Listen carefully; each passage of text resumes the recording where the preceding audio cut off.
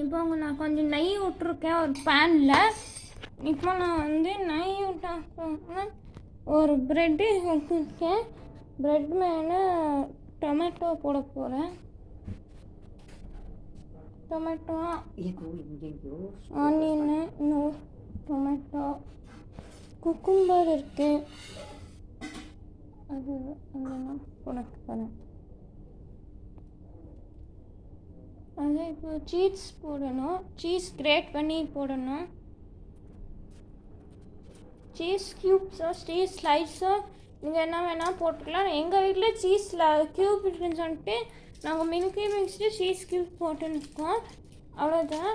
உங்கள்கிட்ட சீஸ் ஸ்லைஸுன்னா நீங்கள் போட்டுக்கலாம். இங்கே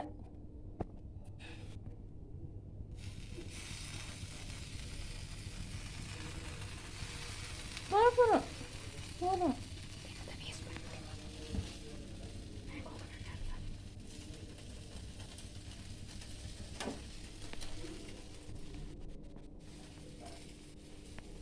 இப்போ நம்ம எடுத்து நம்ம மூடணும். சீஸ் மெல்ட் ஆகணும். மெல்ட் ஆன அப்புறமா நம்ம மூடிடணும்.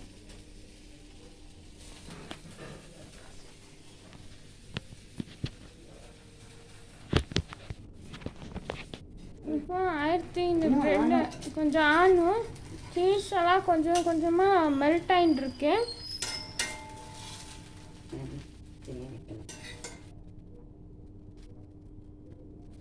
ஆனப்புறமா நம்ம கட் பண்ணணும். இந்த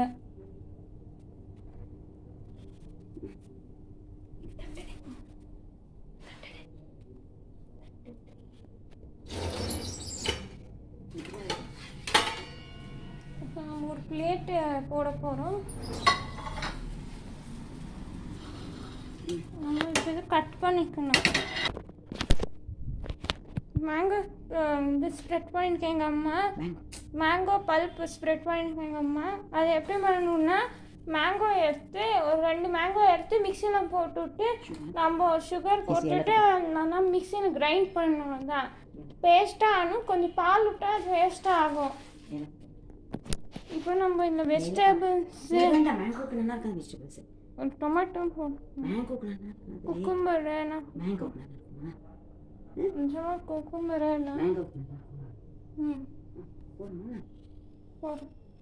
போதும்.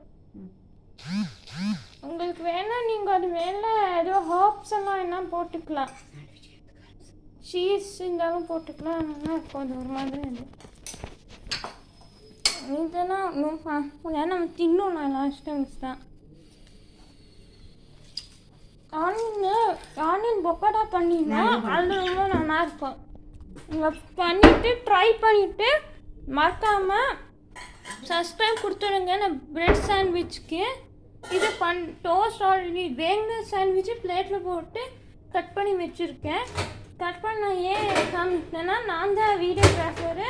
அதான் நானே எல்லாம் எடுக்கிறேன். நான் ஒன்றும் காமிக்க முடியலை. பட் உங்கள் வீடியோ பிடிச்சிருந்தானா மறக்காமல் சப்ஸ்கிரைப் பண்ணுங்க. இது இன்னும் ஒன்று மேங்காய் போட்டாலும் அது இன்னும் வாங்கிட்டு இருக்கோம்.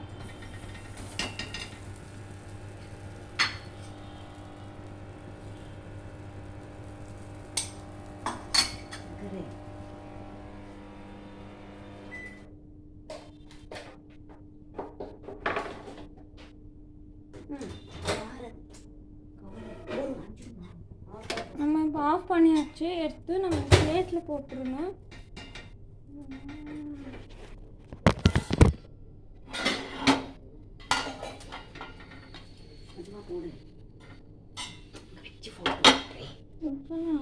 கட் பண்ணிக்கணும்.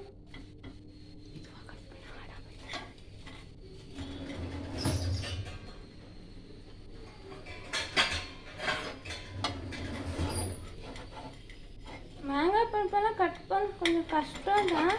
ஒன்றும் வராது. பட் கஷ்டப்பட்டு பண்ணணும்.